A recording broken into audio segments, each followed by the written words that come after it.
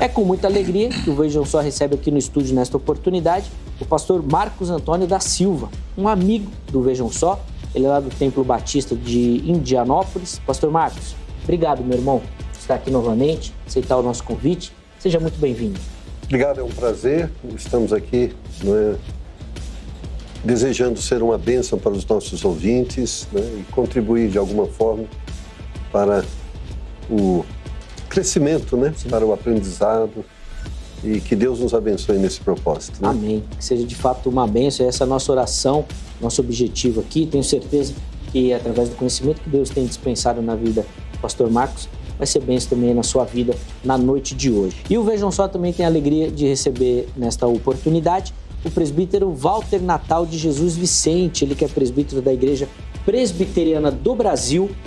Presbítero Walter, obrigado, meu irmão, por aceitar o nosso convite, estar aqui nesta oportunidade. É uma alegria recebê-lo, seja muito bem-vindo. Eu que agradeço, é um prazer estar aqui, poder compartilhar um pouco daquilo que nós temos aprendido ao longo da vida e também poder compartilhar com essa população, que muitos, a questão do conhecimento e hoje, nos nossos dias, a questão do fast food, a comida pronta, As pessoas querem muito isso.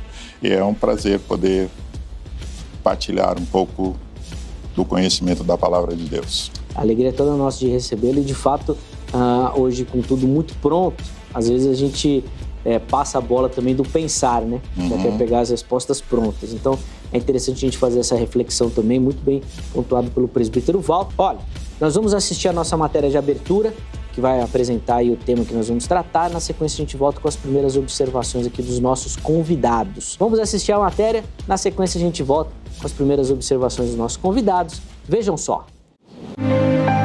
Popularmente, livre-arbítrio é entendido como a possibilidade do homem de fazer escolhas de forma livre. Ou seja, o homem pode fazer o que quiser e isso os tornaria livre de qualquer influência. Quem nunca ouviu falar em livre-arbítrio? Se por livre-arbítrio se entende que Deus dê aos humanos a oportunidade de fazer escolhas que realmente afetam o seu destino, então sim, os seres humanos têm um livre-arbítrio. No entanto, o livre-arbítrio para alguns estudiosos não significa que a humanidade possa fazer qualquer coisa que lhe agrade. Nossas escolhas são limitadas ao que esteja em sintonia com a nossa natureza. Por exemplo, um homem não pode escolher tornar-se justo. Sua natureza pecaminosa o impede de cancelar a sua culpa. Assim, o livre-arbítrio é limitado pela natureza. Vamos colocar um versículo bíblico para nos ajudar nesse questionamento. Abra sua Bíblia na carta de Paulo aos Filipenses, capítulo 2, verso 13. Porque Deus é quem efetua em vós tanto o querer quanto o realizar, segundo a sua boa vontade. Então, será que somos verdadeiramente livres nas escolhas que fazemos? Se Deus é soberano sobre todas as coisas, não será isso justo? Se Deus manda em tudo, como é que Ele pode nos responsabilizar pelas escolhas que fizemos? Fique ligado, o Vejam Só de hoje está apenas começando. Muito bacana, tá aí um tema que, na verdade, a gente já tratou diversas vezes aqui no Vejam Só, e é um tema que gera muito debate dentro do pensamento teológico, e se gera debate, o Vejam Só não fica de fora dessa onda também. Nós queremos aí surfar nessa onda também e tentar aprender um pouquinho mais sobre essa pergunta que aparece aí na sua tela. A graça de Deus é irresistível?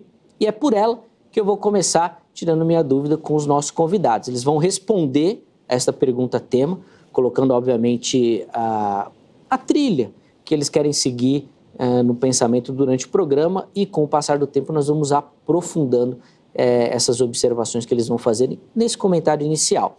Pastor Marcos, como o irmão já é da casa, já conhece o procedimento, vou começar contigo. Como é que o irmão responde a nossa pergunta? A graça de Deus é irresistível? Às vezes, nos debates teológicos, parece que o universo dessa área se divide entre Calvino e Armínio. Mas a nossa posição, que é da linha batista, fundamentalista, a nossa posição não é calvinista, também não arminiana. Nós somos defensores do livre-arbítrio. Cremos que Deus criou o homem com liberdade para pensar e decidir. O homem pecou e se contaminou, não é, com o pecado, mas cremos que em Cristo essa liberdade foi devolvida. Adão e Eva tinham a liberdade de permanecer no paraíso. Cristo devolveu-nos a liberdade para voltarmos ao paraíso. Deus criou os homens com liberdade de pensar e com responsabilidade sobre os seus pensamentos. Cremos que Deus odeia o pecado, mas ama o pecador e está sempre disposto a oferecer a oportunidade, não é, do perdão mediante arrependimento. Então, até para a gente ser mais direto assim, na resposta, o irmão acha que então aí cada ser humano vai ter essa liberdade de dizer sim ou não. Sim ou não. Muito bom. Até já fiz algumas anotações aqui para perguntar na sequência aqui. Muito bom. Presbítero Walter, eu quero ouvir, obviamente, a opinião do irmão também. Como é que o irmão responde à nossa pergunta? A graça de Deus é irresistível? No nosso ponto de vista, nós caminhamos que o homem, quando pecou, ele morreu. Né? E ele foi destituído da glória de Deus. E nesse ponto de vista, nós temos a questão da graça. Não tem como sinalizar isso, a graça comum, que sinaliza que em Mateus, se eu não me engano, 5:35, que diz que Deus permite que o sol, a chuva e uma série de circunstâncias possa estar para todos. Mas no que tange a questão da salvação, nós dependemos única e exclusivamente da pessoa do Espírito Santo de Deus, que intercede por nós, para que nós possamos ter essa parcela de restauração diante de Deus. E eu cito um texto de Efésios 2:8 que diz: pela graça sois salvos, e isso não vem de vós, é dom de Deus, e não vem de obras para que o homem não se glorie. Muito bom, já fiz também aqui algumas anotações também para a gente poder tirar algumas dúvidas sobre, ou em cima, né, melhor dizendo, da resposta do presbítero Walter. Antes de continuar a nossa conversa aqui, deixa eu abrir a oportunidade para você que nos assiste participar. Eu sei que você gosta muito, eu sei que esse é um assunto, o pastor Marcos falou aqui, que divide a opinião. Temos de um lado os calvinistas, do outro os arminianos. Ele já apresentou aqui uma terceira via, né, que nesse ano de 2022 é uma palavra que aparece muito, terceira via. Então, eu quero ouvir a sua opinião, você que nos assiste, dando a sua resposta. E para isso, você entra no nosso perfil do Instagram, @programa Vejam Só. Entra lá e lá você vai encontrar todas as formas de interagir com o programa. Mandando sugestão, mandando pergunta, indicando convidados, você fica sabendo o tema, as pessoas que nós recebemos aqui. Vai por lá que você vai achar todas as informações, além da oportunidade de participar respondendo a nossa enquete. A enquete que nós colocamos lá para o programa de hoje, ela repete a pergunta-tema do programa. Então você vai acessar e ela diz o seguinte lá, ela quer saber o seguinte de você: a graça de Deus é de fato irresistível?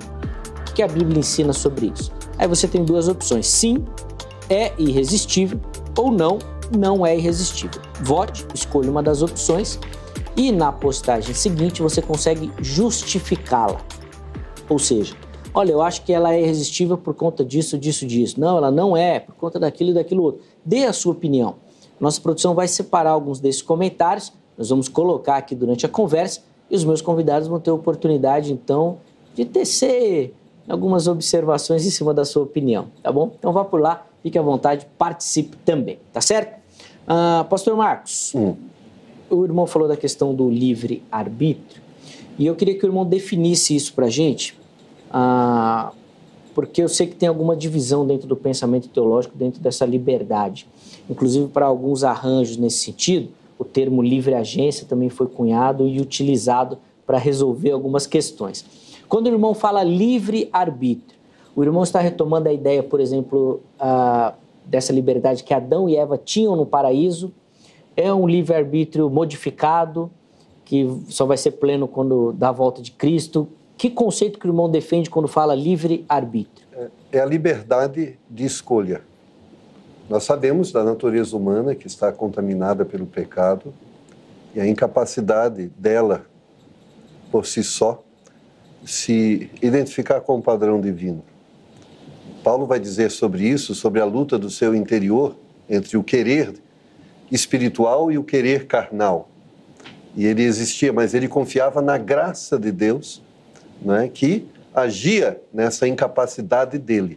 Então não é liberdade no sentido de eu escolho nunca mais pecar, mas eu escolho a comunhão com Deus. Entendemos morte, não é, como a incapacidade de comunhão. É um termo muito comum que nós usamos nos nossos relacionamentos. Quando estamos em embate com uma pessoa e não queremos ter comunhão com ela, a gente diz assim, você para mim morreu. Não é morte de fim, é morte de incapacidade de haver comunhão por prática incompatível, não é, com aquilo que aquela pessoa tem. Então, um dos textos interessantes que a Bíblia vai tratar dessa liberdade é Ezequiel capítulo 18, não é, quando existia lá um dito, né, que os pais, né, vamos dizer, chupam uvas e a boca dos filhos estavam sujas, né? E é interessante que no texto, lá no versículo 23, eu vou resumir nesse capítulo, e se as pessoas querem ler, ele fala dessa responsabilidade pessoal de cada um, que cada um tem sobre as suas atitudes. Ele vai dizer, desejaria eu de qualquer maneira a morte do ímpio? Diz o Senhor Deus, não desejo, antes que se converta dos seus caminhos e viva. Então, o texto de Ezequiel define, de uma forma resumida, essa responsabilidade. E se nós formos para o texto de Apocalipse, capítulo 20, nós vamos lá ver que o critério que Deus vai usar para julgar as pessoas é o critério das obras. Cada um será julgado segundo as suas obras. Se o homem está morto, então, o que o morto gera? Ele não tem capacidade de gerar nada, ele é neutro, porque ele não tem domínio sobre si. Agora, se ele não tem domínio sobre as suas ações e não é responsável pelas suas ações, que justiça é esta em que ele vai ser julgado pelas suas obras? Então, a visão da liberdade, de forma resumida, é essa. Deus nos responsabiliza pela forma como nós escolhemos viver. A liberdade que nós usamos é voltar a ter comunhão com Deus, e essa comunhão ela é estabelecida pelo poder do Espírito Santo nas nossas vidas. Mas a decisão é nossa. Presbítero Walter, vou pedir para o irmão também começar trabalhando com essa ideia do conceito do livre-arbítrio. O pastor Marcos levantou essa bola, então eu vou pedir para o irmão comentar como o irmão define esse conceito, se é que no seu pensamento teológico ele existe, e aí a partir disso a gente conversar um pouquinho sobre essa questão também do aceite ou não da graça de Deus. Perfeito. Eu gostaria de iniciar, de repente, com uma questão analógica para que a gente possa entender um pouco dessa questão de livre-arbítrio com relação a aceitar aquilo que Deus nos propõe a título de salvação, com relação à questão do chamado. E essa analogia eu gostaria de tentar caminhar contigo nesse sentido. Qual é a coisa que você mais gosta de comer? Posso? Não, pode. Posso. Assim, de bate-pronto, pizza. Ok. Vamos imaginar aqui, que eu sou um excelente pizzaiolo, faço aquela pizza maravilhosa, e eu estou aqui, eu estou te dando uma pizza, porque você gosta dela. Por que você aceitou esta pizza? É porque eu gosto, porque me atrai. que mexe com o meu paladar, com os desejos. Então, vamos entender o seguinte, como um pizzaiolo, eu sei que você gosta de pizza, mas eu não vou te dar a minha pizza. Você tem o direito de... Você pode recebê-la se eu não te der? Nesse conceito analógico, eu vejo a questão da graça de Deus. E quando a gente olha para o Apocalipse, quando ele começa ali a falar às igrejas, ele está retratando com o povo que tem conhecimento da sua palavra. Ele não está falando com pessoas inocentes, com pessoas que não têm conhecimento. Olha, nota que quando ele vai falando, ele fala, eis que o Espírito diz às igrejas. Ele não está falando como cidadão comum, ou seja, ele ainda faz uma analogia, faz um chamado, eis que você não é quente nem morno, eu vou vomitar você, né? Então, é uma questão que, de repente, ele não está falando para aquele que está fora, que não tem conhecimento, porque muitas vezes a Bíblia trata de uma questão que, se você peca com consciência do que você faz, ela fala, é melhor que você não conhecer do que você tem conhecimento e fazer. Então, você está sendo, segundo, vamos usar a lei da advocacia, você está fazendo uma questão contumaz, né? Então, você conhece e continua praticando.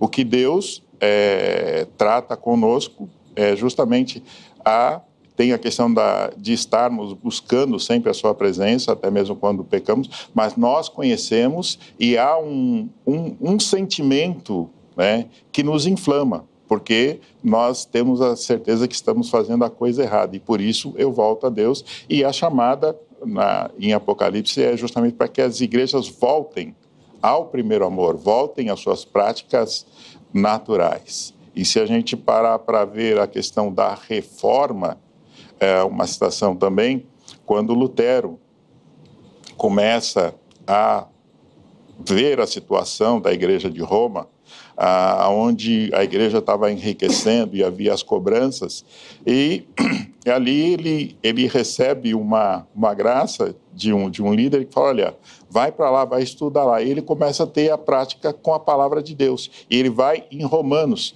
E quando ele começa a olhar para aquilo, né, fala, peraí, isso aqui não é pago, isso aqui é gracioso, né? A graça de Deus não é para que eu possa comprar, mas é para que eu possa viver e servir ao Senhor. Então, são esses diferenciais. Então, por isso, e aí ele se inflama com aquela situação, né? E muda totalmente o seu conceito. Pastor Marcos, eu pedi para o irmão comentar esse aspecto do Apocalipse que o presbítero Walter levantou, de ter uma mudança do direcionamento, então, do público receptor daquilo, e que, a partir disso, então, poderia ter uma mudança na aplicação do texto também. Apocalipse é um livro de juízo de Deus sobre as nações. E os primeiros 3 capítulos mostram o juízo de Deus começando sobre a sua igreja. Mas a partir do 4º capítulo, nós vemos o juízo de Deus sobre as nações. Capítulo 20 de Apocalipse é o trono branco, onde todos os mortos, e ali diz, não é? Todos os mortos, é o verso 12 e 13, e vi os mortos, pequenos e grandes, que estavam diante de Deus, e abriram-se os livros, e abriu-se um livro, que é o da vida, e os mortos foram julgados pelas coisas que estavam escritas nos livros, segundo as suas obras. E deu o mar, os mortos que nele havia, a morte e o inferno, deram os mortos que nele havia, e foram julgados cada um segundo as suas obras. E nós vemos aqui termos que vão se relacionar com essa universalidade. Por exemplo, o inferno. Não é julgamento, aqueles que vêm do inferno, o juízo para a salvação. Paulo vai falar sobre isso, sobre o tribunal de Cristo, que é o juízo para condecoração, que não é juízo sobre o pecado, porque o pecado foi julgado na cruz de Cristo, e nós somos declarados justos, né? Então, essa declaração não é que diz que eu não sou pecador, porque João vai dizer que quem diz que não é pecador é mentiroso. A Bíblia vai dizer que todos nós estamos sujeitos ao pecado, mas fazemos a opção de procurar a vida santa. Apocalipse também vai dizer que o justo vai procurar se santificar e tornar-se mais justo ainda, que a gente chama do processo de santificação. Salvação é um fato único e ele se dá no momento que nós cremos em Jesus Cristo. Santificação é um processo onde Deus, que começou a obra, ele vai realizando esta obra, não é? Que é o projeto de tornar-nos semelhantes a Cristo. Mas Apocalipse ele trata dessa universalidade de Deus do juízo sobre todas as nações. Nós temos ali, não vamos falar hoje de escatologia, né? A questão da tribulação, o juízo de Deus sobre as nações, não é? O milênio, não vamos entrar, mas ali é um juízo universal. E a carta de Apocalipse é uma carta de esperança para aqueles que naquele momento estavam sendo mortos, perseguidos, maltratados. Então Deus revela àquelas pessoas naquele momento: fique firme nisso que você recebeu, porque olha o que está separado para os justos, olha o que está separado para os ímpios. Então é uma carta de esperança, sim, às igrejas, mas revelando às igrejas a forma como Deus vai julgar cada taça, cada selo, onde Deus mostra a sua ira sobre o pecado do homem. Eu vou querer ouvir o presbítero Walter sobre essa questão do julgamento, mas, pastor Marcos, eu quero que o irmão explique um outro detalhe. Até anotei aqui, acabou que a gente tomou outro rumo da prosa e eu acabei deixando passar. O irmão falou que a chegada de Cristo, então, restaurou a questão do livre-arbítrio. Sim. E agora o irmão falou também que nós somos feitos justos a partir do sacrifício de Cristo na cruz. Todos, só alguns? Como é que funciona essa dinâmica? Eu creio que a base da nossa fé, ela é bem explicitada em Romanos capítulo 10. Eu acho que é um texto clássico, onde lá o apóstolo Paulo vai dizer, não é? Verso 9, a saber que se com a tua boca confessares ao Senhor, e em teu coração credes que Deus o ressuscitou, dentre os mortos serás salvo. Mas lá no versículo 17, ele vai dizer que esta fé que nos leva à salvação, ela vem por ouvir e ouvir pela palavra. Ele vai dizer, não é? É interessante quando nós pensamos nisso, Zeca, quando nós vamos lá para... Desculpa eu usar o seu... Às vezes o Zeca do Instagram, né? Mas Mateus 27, 37, Jesus traz um contexto muito interessante. O que diz Mateus lá, 23, 37? Jerusalém, Jerusalém, que matas os profetas e apedrejas os que são enviados, quantas vezes quis eu ajuntar os teus filhos como a galinha ajunta os teus pintos debaixo das asas, e tu não quisestes. Então, Cristo vai ali lamentar sobre Jerusalém, dizendo, há um texto que vai dizer, se em Sodoma tivesse feito os milagres que aqui foram feitos, certamente teriam se convertidos. Eles estavam falando, vocês tiveram oportunidade e negligenciaram essa oportunidade. Se Jesus está dizendo que tiveram a oportunidade e negligenciaram a oportunidade, ele está falando sobre o quê? Livre-arbítrio, liberdade, de escolher ou não escolher. Escolher o quê? A salvação ofertada por Deus. É o que nós olhamos para João capítulo 3, versículo 16. Porque Deus amou o mundo de tal maneira que enviou o seu Filho para que todo aquele que nele crê não pereça, mas tenha vida eterna. E a condenação é esta, que não creram no Filho. Então, a palavra de Deus, ela nos mostra, nós cremos num Deus amoroso. Eu creio que Deus é soberano e Ele tem poder para decidir o que Ele quer. E Paulo fala sobre isso. Mas a soberania de Deus não anula o seu caráter. Deus continua sendo justo, Deus continua sendo santo, Deus continua sendo amor. Ele não pode anular o seu caráter, porque o caráter dele é o que identifica. E dentro desses caráteres há uma afirmação, Deus é amor, não é? Esse Deus que é amor diz que eu e você, cristão, devemos amar o nosso inimigo e fazer bem para aqueles que nos maltratam e nos perseguem, para que sejamos filhos do nosso Pai que está no céu. Agora, tudo que eu vejo na Bíblia que Deus nos exorta a fazer, Ele antes praticou. Ele nunca nos exorta a fazer aquilo que ele mesmo não é. Porque até uma quebra de autoridade. Paulo vai falar com Tito sobre isso, vai falar com Timóteo, olha, se você vai pregar, você tem que viver aquilo que você prega. Ele nos exorta a amarmos os nossos inimigos e fazermos bem a ele, porque o seu caráter é amor. E ele não pode operar de forma contrária. Tiago vai dizer isso, olha, ninguém diga de que Deus sou tentado, porque Deus não tenta ninguém, porque Deus não é tentado pelo mal.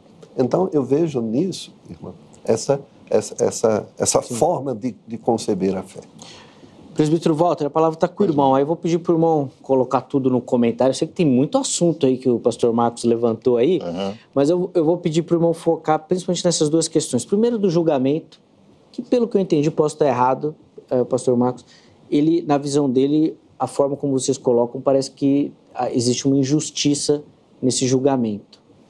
E essa questão do todos ou só os eleitos, como é que o irmão explica também, o texto áureo de João 3,16 também, né?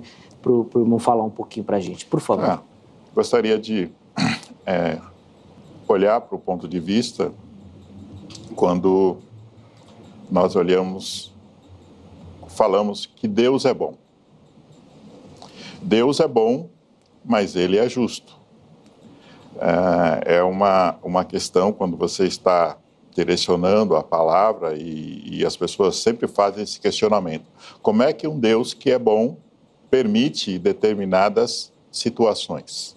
Eu gostaria só de ler um texto aqui, Romanos 9,15, que diz o seguinte: terei misericórdia de quem me aprouver e me compadecerei de quem me aprouver ter compaixão. Então, por Deus ser bom, Ele também é justo.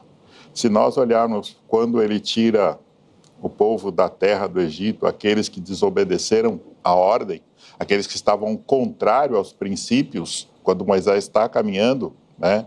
Então nós vemos ali aquelas tribos que Deus extermina totalmente, porque eles estavam contrários e Moisés estava caminhando, dando todos os princípios para que ele pudesse ir à frente. Também uma outra questão, quando Deus diz que ele endureceu o coração de Faraó, né? Moisés chegava ali, olha, eu não quero que isso aconteça, né? Mas você tem que ter uma mudança. Então, por que Deus foi permanente naquilo? A Bíblia diz que ele fez aquilo para a glória dele. Ele queria demonstrar que ele, de fato, tinha o controle de todas as coisas, né? E devia o homem ter simplesmente a obedecer a Deus. O princípio básico de todas as coisas é a obediência. E é a graça de Deus, quando nós, inclusive é uma palavra, eu acho que norte, nordeste, que diz, eu vou te dar uma graça, ou alguém que diz que recebeu uma graça. Isso está relacionado a um presente. E ninguém pode cobrar um presente. Um presente ele recebe quando lhe é dado, né? Assim como eu fiz a analogia da pizza, então você recebe quando lhe é dado. Então, e como isso funciona? Através do conhecimento da palavra. Então, vem Deus Pai, Deus Filho, o Espírito Santo, né? O Espírito Santo nos convence de pecados e a nos transformar, a nos dobrar diante de Deus ao conhecimento da sua palavra. Eu usaria um termo, não sei se muito bem técnico, mas é como se fosse uma magia, algo que você não tem como entender, né? Quando você começa a conhecer a Deus, você não tem esta compreensão, né? Mas você sente no íntimo do seu coração aquele chamado para a direção da palavra de Deus. Então, são esses diferenciais que nós podemos entender como graça, e graça irresistível, né? Quando Deus chama Paulo, quem era Paulo no conceito? Paulo era quem perseguia os cristãos e agia de uma forma até cortar para que a igreja parasse de falar da palavra de Deus. No entanto, num determinado momento, era uma pessoa que tinha conhecimento, uma pessoa que tinha formação. E como é que Deus faz isso, essa transformação? Deus muda o rumo das coisas. Deus pega aquele homem para que ele possa transmitir a sua palavra, né? E tanto é que, num determinado tempo, as pessoas não queriam ouvi-lo. Falaram, peraí, quem é você? Né? Você é aquele cara que... E aí ele fica um tempo, né, até que ele começa a ter a confiança. E é um dos ícones, uma das pessoas que escreveram coisas e, depois da sua conversão, teve uma dedicação imensa. Mas por quê? Porque Deus estava com ele. Um outro exemplo é Davi. Davi, quando era um rei, né, e o rei tem tudo que ele é às suas mãos, ele é dono de todas as coisas, né? E Deus estabelece lá o reinado, lá em Samuel, né? O primeiro começa ali, mas Davi era um rei. E qual é a atitude de Davi? Davi está lá, de repente, lá no seu palácio, aí ele olha para uma mulher formosa, aí ele, poxa, que mulher é aquela? E, de uma certa forma, ele faz isso, traz ela para mim. É. No entanto, depois de tudo acontecido, ele chama o seu soldado, quando ele chega, ele incita o soldado a se deitar com ela para que livre-o da culpa. Né? E ele não vai, acaba não acontecendo. Para melhorar, ele usa aquilo que nós chamamos de jeitinho brasileiro, manda ele para a linha de frente de guerra para ele morrer. Né? No entanto, depois de todo esse acontecimento, nada aconteceu, mas a culpa ainda estava no seu íntimo, né? E aí, de repente, vai passando um tempo, né? Ele se encontra com o profeta Natã, e Natã conta uma historinha para ele. Fala, olha, Davi, aconteceu isso, e esse cara ao que eu me refiro é você, porque você colocou na linha de frente dessa geração, teve um filho, né? E ele quis muito esse filho e Deus não deu a ele, né? E justamente ele só não teve piores situações porque Deus, ele não muda a sua palavra, porque Davi era um homem segundo o coração de Deus. E Deus permite que, no Salmo 51, quando ele pede para que possa ser restaurada a alegria da salvação, né? Ele só não recebe graves consequências, porque Deus não muda a sua palavra, e Deus, ele era um homem segundo o coração de Deus. Quando o irmão falou lá da questão da magia, talvez a palavra melhor fosse mistério. Mistério. Mas é que presbiteriano não mexe com essas coisas, né? O mistério é muito pentecostal, né? Então o presbiteriano segura. Mas talvez fosse melhor. O mistério de Deus. Né? Quando entra essa do mistério é muito do lado Presbítero, pentecostal.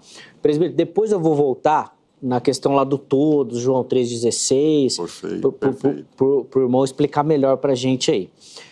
Mas, pastor Marcos, eu quero ouvir do irmão, a partir dessa perspectiva, inclusive do exemplo de Paulo, texto de Romanos 9,15, e um texto que o irmão já citou, lá de Romanos 7 também, quando Paulo fala do eu, né? Aquilo que eu quero, eu não faço, o que eu não quero eu faço, e é sempre pro mal, o bem eu não consigo fazer. Quando a gente lê e parte dessa perspectiva, não está reforçando a ideia de que se não for a graça irresistível, eu nunca vou conseguir escolhê-la? Graça, e a gente coloca irresistível. Nós não temos na Bíblia uma teologia que defenda irresistível. É uma forma de nós interpretarmos. Irresistível é uma interpretação, não uma fala bíblica. Efésios capítulo 2, 8 e 9, né? Pela graça sois salvos mediante a fé, isso não vem de vós. É lógico, existe uma interpretação, isso não vem de vós, fé. Mas por que isso não vem de vós é graça? Graça não vem de mim, é um favor imerecido. E ele vai dizer, as obras nunca me salvam, ou seja, não importa quem pratique as boas obras, ele não vai conseguir a salvação, porque ele é um errante, ele precisa da graça. Então, graça não é conivência com o pecado, mas é oportunidade para arrependimento. Quando a gente cita, eu falo assim, Romanos capítulo 10, e tem aquela fala, a fé vem pelo ouvir, e dá a entender que o ouvir é para aqueles determinados. Mas no contexto, no próprio texto de Romanos capítulo 10, lá nos versículos 19 e 20, olha o que diz. Mas digo, porventura Israel não o soube? Primeiramente, diz Moisés, eu vos porei ciúmes com aqueles que não são povo. Com gente insensata vos provocarei a ira. Isaías ousadamente diz, fui achado pelos que não me buscavam e fui manifesto aos que por mim não perguntavam. Mas para Israel diz, todo dia estendi as minhas mãos a um povo rebelde e contradizente. Observe o texto, todo dia estendi a minha mão, ofereci oportunidade, não negligenciei a oportunidade. Quando a gente pensa em Israel, nós vemos em Abraão que Deus tinha um plano para aquele povo. Ele escolheu, dentre todas as nações, uma família, e ele disse, eu vou começar através desta família o plano de salvação. Ele escolheu aquele povo. Mas nós olhamos na história de Israel, o povo que Deus escolheu e elegeu para ser o seu povo, nem sempre correspondeu com o seu plano. Por isso, às vezes, foi exortado, às vezes foi disciplinado, às vezes sofreu e foi provocado ao arrependimento e voltou. E novamente voltou ao pecado e novamente... Então você vai ver essa questão mesmo, saída do Egito. O plano de Deus era resgatar o seu povo. E ele ensinou e mostrou com grande poder, deu oportunidade para as pessoas entenderem. Chega um determinado momento, diante do pecado, Deus chega para Moisés e fala, vou matar todo mundo. Vou matar todo mundo. Porque o povo que eu chamei, olha o que eles estão fazendo, bezerro de ouro, imoralidade, essas coisas, eu não suporto mais, eu vou matar. Moisés faz uma argumentação lá com Deus, não faça isso, mas ele matou todo mundo. Ele só não matou Caleb, Josué e Caleb. Ele só não matou em uma vez, ele esperou 40 anos para matar todo o povo, mas ele destruiu. Nós vamos lá para Romanos, como é um texto também citado de Paulo, Romanos capítulo 9. Qual o contexto de Romanos? Paulo está falando com os judeus que agora não criam e não queriam aceitar a conversão dos gentios. E ele está dizendo nesse contexto, se eu quero salvar os gentios, é problema meu. Aqui é o texto de Romanos 10, que é a continuação. Eu vou provocar ciúme em vocês, porque vocês entendiam que a salvação era só para vocês. Mas agora, e foi um trabalho lá com Pedro, Lençol e Cornélio e toda aquela... Porque o judeu entendia que para o gentio se converter, ele tinha que se tornar judeu. E depois judeu, ele podia ser salvo, porque ele entendia que o plano de salvação era para o judeu. E Paulo aqui vai dizer, não, o plano é o mundo inteiro. São todas as pessoas. E vocês não querem, mas eu faço o que eu quero. É nesse contexto que ele está dizendo, eu faço o que eu quero salvar os gentios, e eu posso, é minha soberania. Agora, o fato dele querer salvar os gentios anula a justiça? Não. Quem fez justiça por nós foi Cristo. Cristo fez a justiça. Nós não podemos corresponder com essa justiça que Deus exige de nós. Agora, quando Paulo fala dessa luta interior, ele está apelando o quê? À graça. Eu sou salvo não porque eu correspondo de uma forma natural. E toda a glória de Deus, as minhas boas atitudes, a minha nova vida que agora eu vivo em Cristo, ela se deve ao milagre da transformação, que Paulo mesmo diz, aqueles que estão em Cristo, nova criatura é. As coisas velhas passaram, eis que tudo se fez novo. O caso mesmo de Davi, que o pastor citou, nós temos um rei Saul, que foi ungido tanto quanto Davi. Mas chega um momento que Deus dá uma ordem e ele não corresponde. E ele fala assim, tirei você. Eu poderia agora dar a você um trono perpétuo. As palavras são essas. Eu poderia dar a você um trono perpétuo. Mas agora eu vou tirar você e vou dar a outro melhor que você, Davi. Saul, nas palavras de Deus, ele poderia ser o rei no lugar de Davi, mas ele foi tirado pela desobediência. Agora, se ele não tinha capacidade para decidir, e ele decidia a partir de um poder sobrenatural, onde ele não poderia resistir, por que ele é julgado pela liberdade e é tirado dele o trono, não só dele, mas para a posteridade, é tirado dele o trono, e a visão do texto é por desobediência. Até para a gente aproveitar e amarrar rapidinho, pastor Marcos, então a divisão que o presbítero Walter fez logo no começo, uma graça comum, uma graça... É graça pela fé. É graça. É graça. Boa. Presbítero Walter, vou voltar a palavra ao irmão então agora. o pastor Marcos colocou aí muitas questões. Eu queria que o irmão também comentasse lá do texto de João 3,16 ali do todos também, por favor, para a gente. O texto diz ali que Deus amou o mundo de tal maneira que deu seu Filho unigênito para todo aquele que nele crê, não pereça e seja salvo. Né? Então, o que quer dizer? Todo aquele que nele crer, né? Aqueles a quem o próprio Deus escolheu, né? Aqueles ao qual Deus separou, que está relacionado à pregação do Evangelho. Por que o Evangelho é pregado até os dias de hoje? Né? Justamente para que o homem, e quando eu cito o homem, eu estou falando na relação do ser humano, né? Não fazendo distinção de sexo, mas para que ele entenda o propósito de Deus, o chamado à conversão, a entender. Né? Então, quando a gente olha para a questão de todos, né, eu entendo que o sangue de Jesus é suficiente para salvar toda a nação, todo um povo. Mas, no entanto, né, é aqueles pelos quais Deus escolheu. Agora, qual é a chave, a mestre? Eu não sei. Por isso eu tenho que pregar a palavra, independente de quem seja. Quando e também aquela questão de dizer que eu tenho que amar os meus inimigos é uma coisa muito interessante, porque é muito fácil eu amar aquele que está à minha volta, né? E Deus pede para eu amar o meu inimigo. De repente você está naquela questão de julgamento, aquele cara é mau, aquela pessoa é ruim, então eu não quero, eu vou exterminar. Só que eu não sou Deus. Eu, graciosamente, tive o privilégio de conhecer, de caminhar, de entender, mas eu tenho que continuar pregando a sua palavra para que Deus faça a sua obra. Eu posso dizer, posso falar tudo, né? Mas eu falo com o quê? Com o conhecimento que tive através de aprender a ler, aprender a compreender, usar o meu intelecto, mas eu não mudo, eu não tenho a capacidade de mudar o ser humano. Simplesmente eu tenho a capacidade de falar. E falar o quê? Daquilo que Deus falou ao meu coração, daquilo que Deus se manifestou ao meu coração. Eu, tenho uma lembrança muito grande. Minha mãe, há muitos anos atrás, nós tínhamos que ir para a igreja, né, para a missa, e depois a gente podia ir para o baile, tranquilo, não tinha problema nenhum.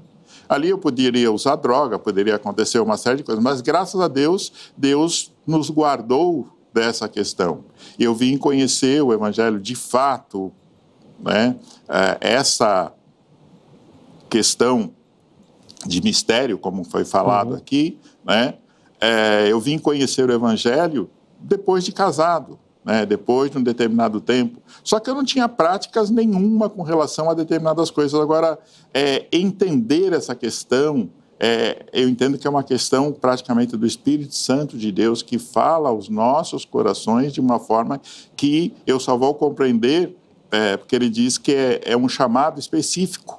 Né? Então ele te chama, então você vai entender. Agora, saber quem ele escolheu, por que ele escolheu, aí vem naquela questão, Deus é bom porque ele separa esse e separa aquele. Então não está em mim, não está em nós fazer o julgamento com relação a essas questões. Está em mim pregar a palavra de Deus, independente das situações. Eu tenho tido o privilégio de trabalhar com capelania dentro da Polícia Militar. Só retomando, um dia desses aconteceu de estar conversando com policiais militares e ver aquela questão hostis, né? E eu estava ali falando de Deus e não de religião, né? E permaneci.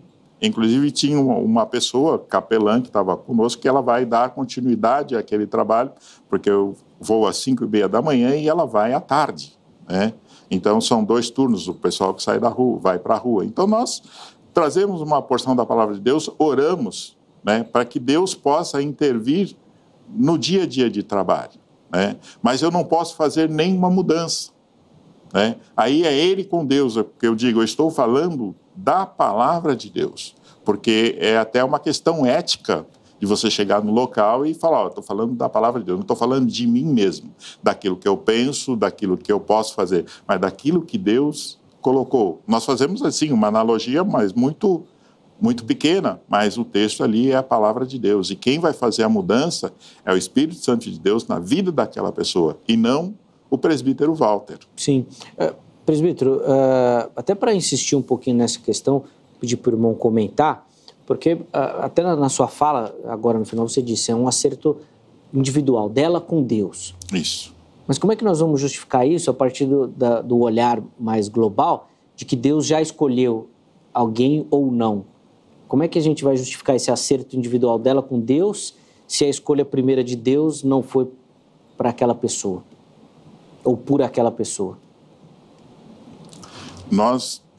Me permita ler um texto de Efésios? Claro, por favor.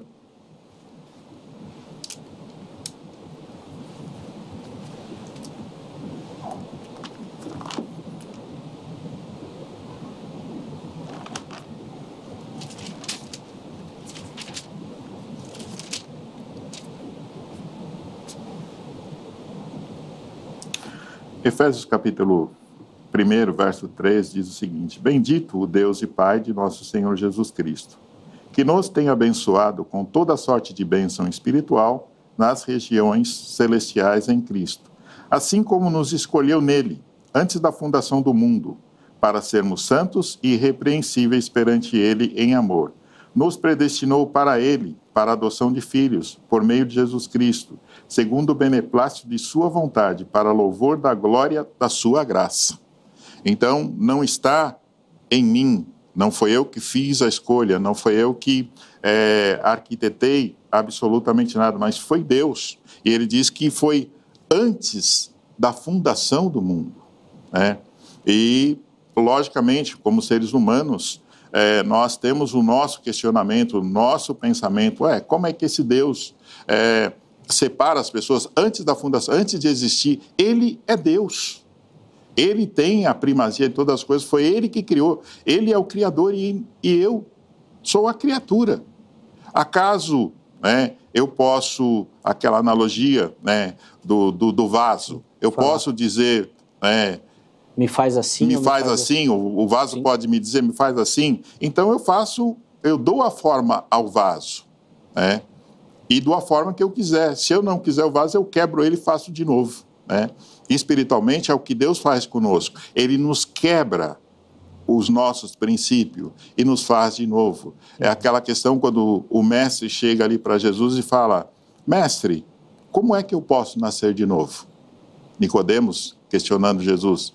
Ele fala: tu és mestre dos mestres e não entende essa coisa? Ele fala: será que eu tenho que entrar no ventre da minha mãe? E fala: olha, eu estou falando das coisas celestiais, espirituais, tu não entende, Então são coisas que, como ser humano, se a graça de Deus não nos fazer entender, nós não temos como compreender, Por isso são os mistérios de Deus. Sim.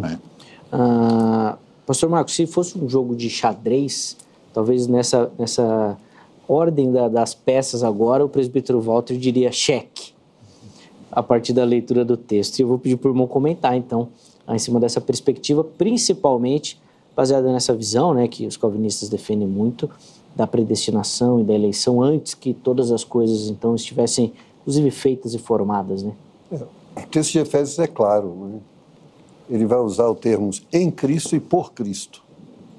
É nele e através dele que isto foi determinado. É nele e através dele que isto foi criado. Não é? Então, ele não está anulando Cristo, ele não está falando da soberania de Deus, que Deus faz o que ele quer. Ele está falando por causa de Cristo, por causa da obra de Cristo. Agora, o plano antecede a criação. Nós estamos falando de um Deus onisciente. Deus não vai surpreender com ninguém que chega no céu. Ele tem a presciência. Ele sabe todas as coisas. Mas é interessante que a justiça de Deus é tão perfeita que, sabendo que o homem é pecador, ele fala dele para ele. A fé, Romanos capítulo 1, vai dizer que mesmo aqueles que sem lei pecaram, sem lei, foram condenados. E por quê? Porque a verdade estava revelada mesmo pela criação. E o homem é indesculpável, ou seja, indesculpável por quê? Quando Paulo usa no Romanos capítulo 1 a questão de indesculpável.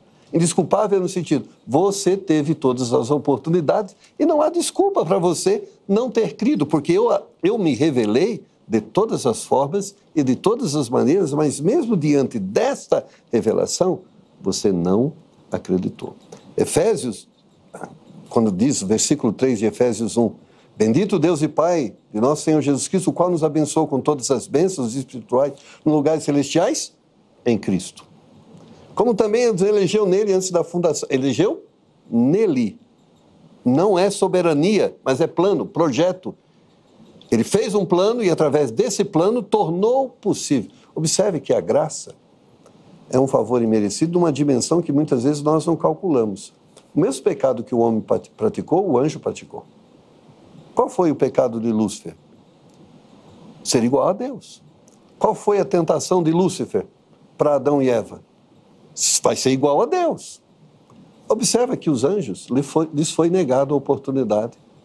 Por isso que os anjos vão louvar lá no céu essa graça que foi ofertada ao homem, porque ela é um milagre. Mas no milagre não é a soberania de escolher, mas a graça, a oportunidade de se arrepender.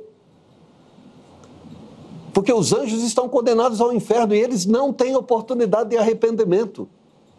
Mas nós, a salvação em Apocalipse é um livro de cântico, de adoração pela salvação. Bendito o Cordeiro. E toda a centralidade da adoração é o Cordeiro, que foi morto, que reviveu e ofertou ao homem a oportunidade de salvação. Quando a gente olha para a palavra de Deus, é interessante aquela questão de julgar.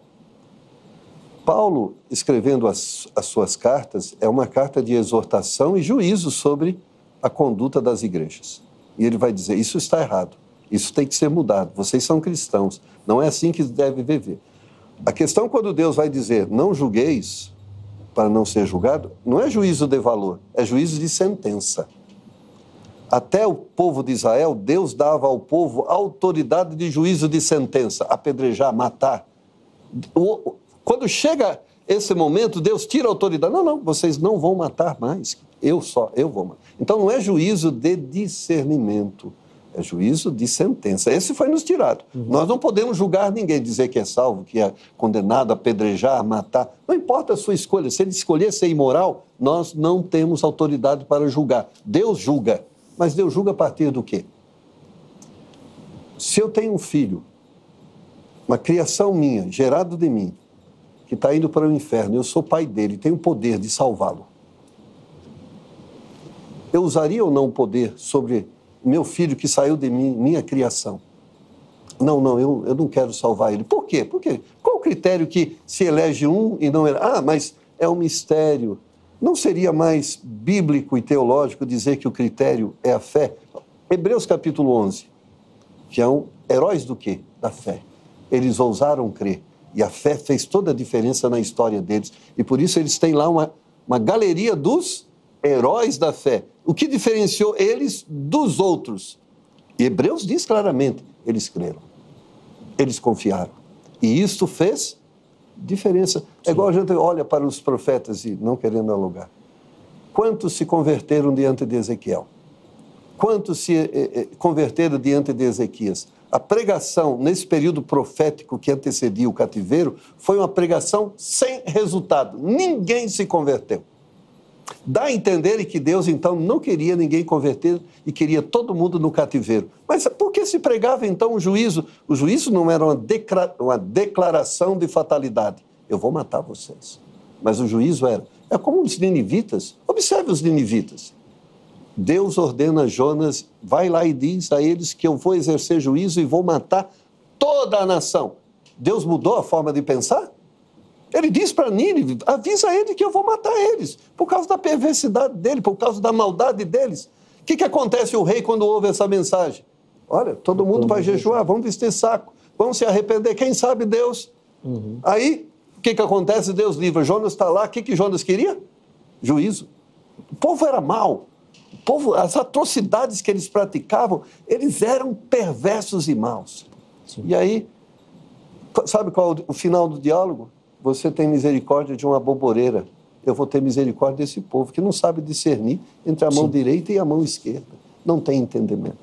Os ninivitas é uma prova do juízo decretado, mas mesmo, é como a gente olha para o Apocalipse, que é juízo de Deus, vai haver salvação. Em Apocalipse, juízo de Deus, 144 mil pregados. Tá bom. Eu só preciso que o irmão conclua, porque o tempo deste bloco vai acabar. E eu ainda preciso ouvir o presbítero Walter também, para ficar justo, né? A gente começou com o pastor Marcos, encerra, então... Só quero encerrar com 1 João 2,2. Por favor, vamos lá. Ele é a propiciação pelos nossos pecados, e não somente pelos nossos, mas também pelos de todo o mundo.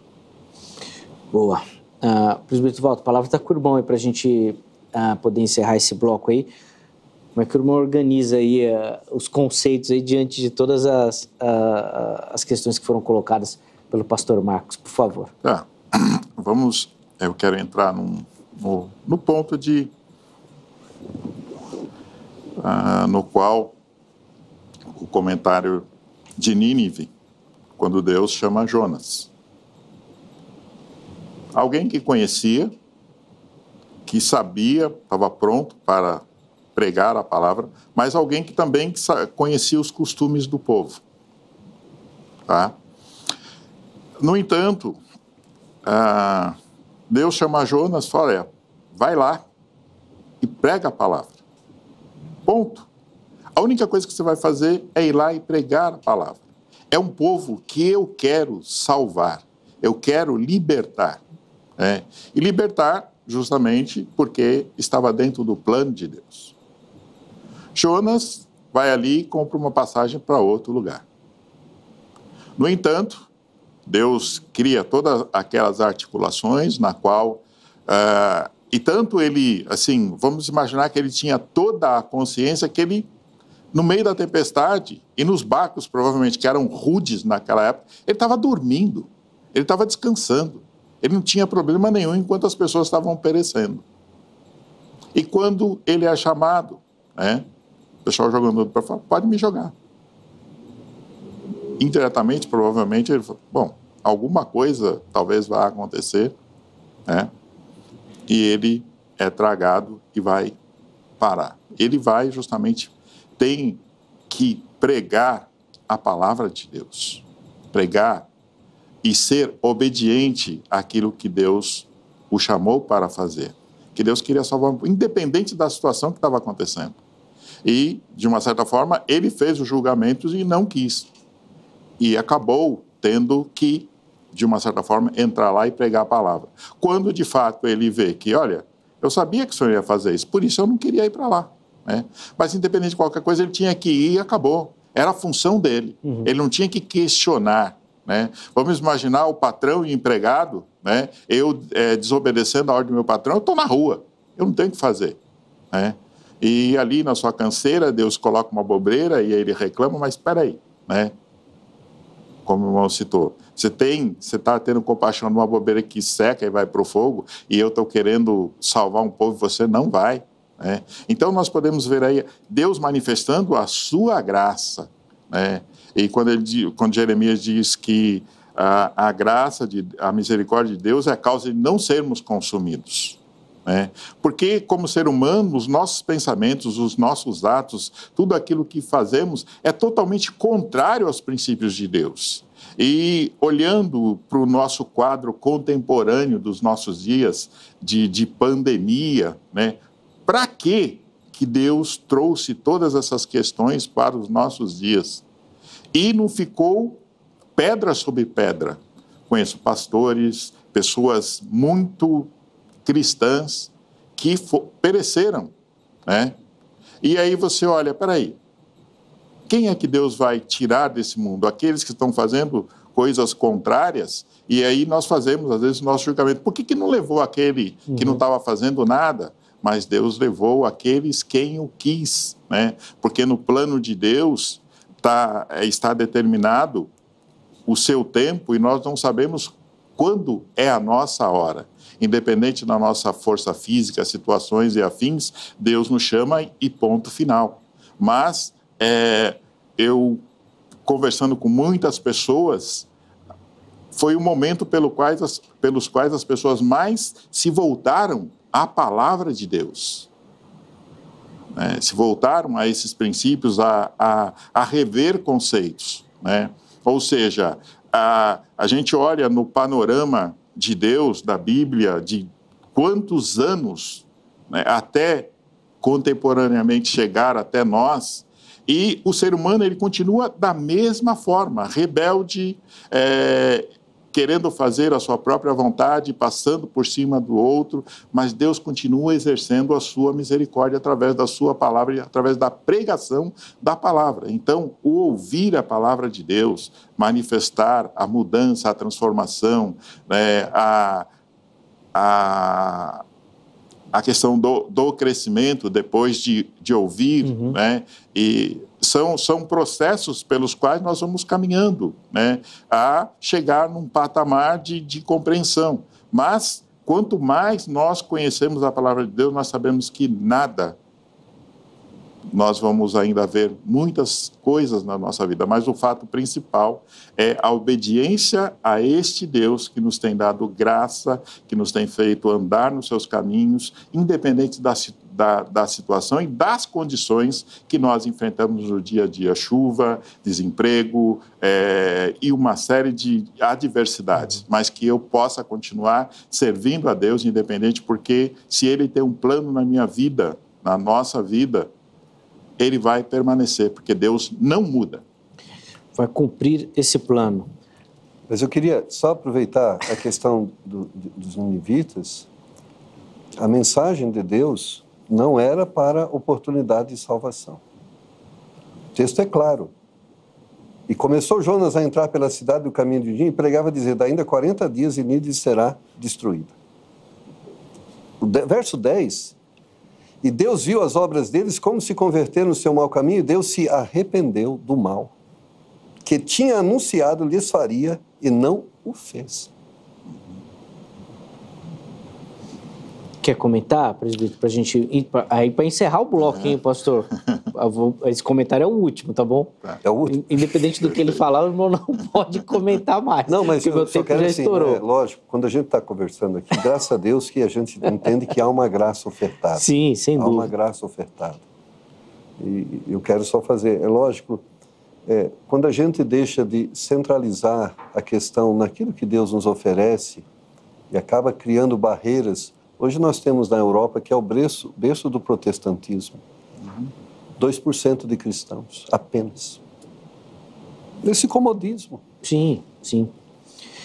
Presbítero, vou deixar o irmão responder aí a tréplica e eu vou encerrar, vou para o intervalo. Vamos lá. Quando nós olhamos, e eu quero partir do princípio que Deus é amor, e Ele não muda. Quando nós olhamos para a ira do homem, o homem se ira e se ira de fato. Deus, ele diz na sua palavra que ele não é homem para se arrepender. E quando a gente olha, Deus se arrependeu da criação, quando os homens foram se transformando lá no princípio, ele cria Noé, ele separa uma família para dar continuidade. Então, Deus se arrependeu de fato de acabar com tudo? Ele acabou com aquela podridão que estava ali, mas ele permanece com aqueles que ele, com o seu objetivo. Ele não muda o seu objetivo, não muda o foco. Se eu olhar para esse foco que Deus se arrependeu e exterminou, né? Sim, a gente olha para um povo para que, como consciência, nós possamos estar na direção de Deus. Porque se eu sair um pouco fora, eu vou ter problemas na minha vida. Então eu tenho que andar de conformidade com a palavra de Deus e não sair dos seus caminhos. Boa. Irresistível é a graça de Deus? Será possível resistir a esta oferta? Estamos debatendo e aprendendo sobre o assunto, recebendo aqui no nosso estúdio o pastor Marcos Antônio da Silva, lá do Templo Batista de Indianópolis, e também o presbítero Walter Natal de Jesus Vicente, presbítero da Igreja Presbiteriana do Brasil, lá na Vila Ré. Tá certo? Por conta do nosso tempo, eu já vou passar a palavra aos nossos convidados. E hoje nós não vamos conseguir colocar as fotos e toda aquela dinâmica. Amanhã a gente coloca tudo isso daí para você, tá bom? Presbítero Walter, vou passar a palavra ao irmão, 3 minutinhos, considerações finais, mas principalmente para quem nos assiste, uma aplicação do tema. Por favor. Considerando o que falamos aqui. Foi um grande prazer poder estar aqui nessa noite, falando um pouquinho daquilo que Deus tem falado aos nossos corações, daquilo que temos aprendido, segundo os ensinos da Palavra de Deus. E tivemos o privilégio de falar aqui sobre a questão da graça irresistível, com relação ao conceito do homem fazer a sua escolha. No entanto, o que aprendemos neste tempo é que Deus nos escolhe segundo o seu querer e a sua vontade. Quando nós olhamos para o texto, e eu gostaria de ver lá João 3,16, que Deus amou o mundo de tal maneira que deu seu Filho unigênito para que todo aquele que nele crê não pereça, mas tenha a vida eterna. Ele cita todo aquele que nele crê. E também há uma relação ao povo judeu e os gentios, no qual veio para o que era seus, mas os seus não os receberam. Mas a todos que os receberam, deu-lhes o poder de ser chamados filhos de Deus, aos que creem no seu nome. No entanto, os judeus, eles viviam debaixo da lei. E nós temos o privilégio de estar debaixo da graça de Deus, que é um favor que nós não merecemos, ou seja, Deus nos dá aquilo que nós não merecemos pela sua graça, pelo seu favor e pela sua vontade. Então, eu entendo que, segundo o ensino da Palavra de Deus, são privilégios que Deus coloca em nossos corações, em nossa vida, para que nós possamos continuar na pregação da sua palavra, continuar sonhando com esse Evangelho de Deus que salva, que transforma, que muda essas vidas, e principalmente para a glória de Deus. Ele nos dá todas as coisas, ou seja, esse complexo que nós temos, que chamamos de corpo, a maneira pela qual ele foi criado é uma coisa que não dá para compreender dentro da sua funcionalidade, mas eu entendo que é a graça de Deus manifesta sobre as nossas vidas e todo esse conjunto, ou seja, aqui eu penso, eu falo, eu articulo, e isso através da minha saúde e de algumas coisas que é dada por Deus, e até onde Ele quiser, até onde estiver o limite, a proposta principal é continuar pregando e vivendo o Evangelho de Deus. Desculpa, presbítero, mas é que eu preciso cortar por conta do nosso tempo. Obrigado pelo carinho, Deus continue abençoando sua vida, leve o nosso abraço a todos os irmãos da igreja também. Espero que o irmão tenha gostado e retorne outras vezes. Deus abençoe. Pastor Marcos, 3 minutinhos para o irmão, por favor. Vamos lá. Primeiramente, irmãos, a graça de Deus não é um privilégio nosso, do nosso tempo. A graça de Deus é o meio pelo qual Deus salvou o homem desde a sua queda. O homem, Paulo diz, não foi salvo pela prática da lei. Por outro lado, a lei o condenou e o condenava. A lei mostrava que ele precisava de um Salvador. E Cristo é este Salvador. Então a graça salvou os do Velho Testamento e a graça salvou e tem salvo os da nossa dispensação.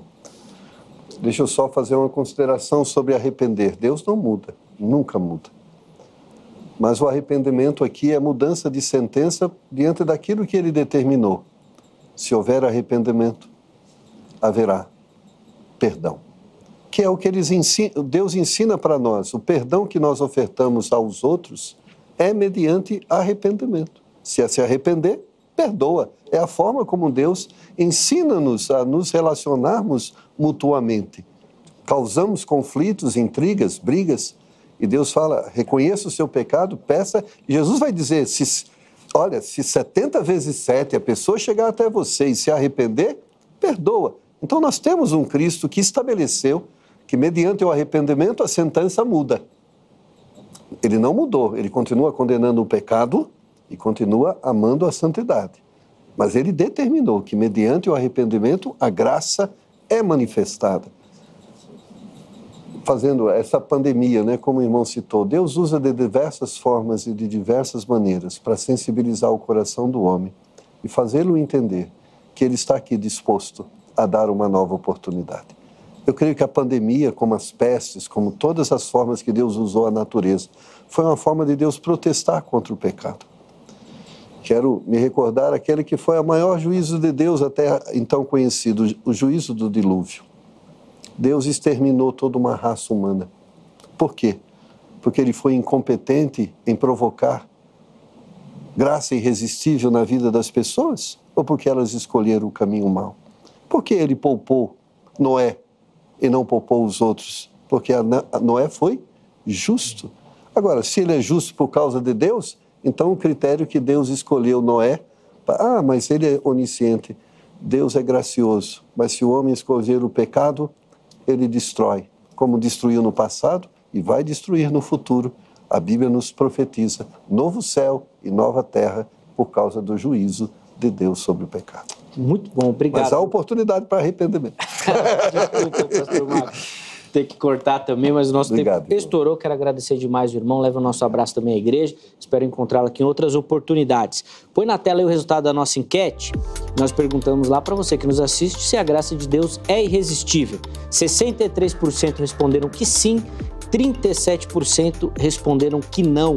Enilson Ferreira, Johnny Jones, Alex Calisto, Lázaro Júnior, foram alguns dos comentários que nós separamos, mas não deu tempo da gente colocar aqui hoje, viu? Muito obrigado a você pelo carinho, pela participação e principalmente pela audiência. Um forte abraço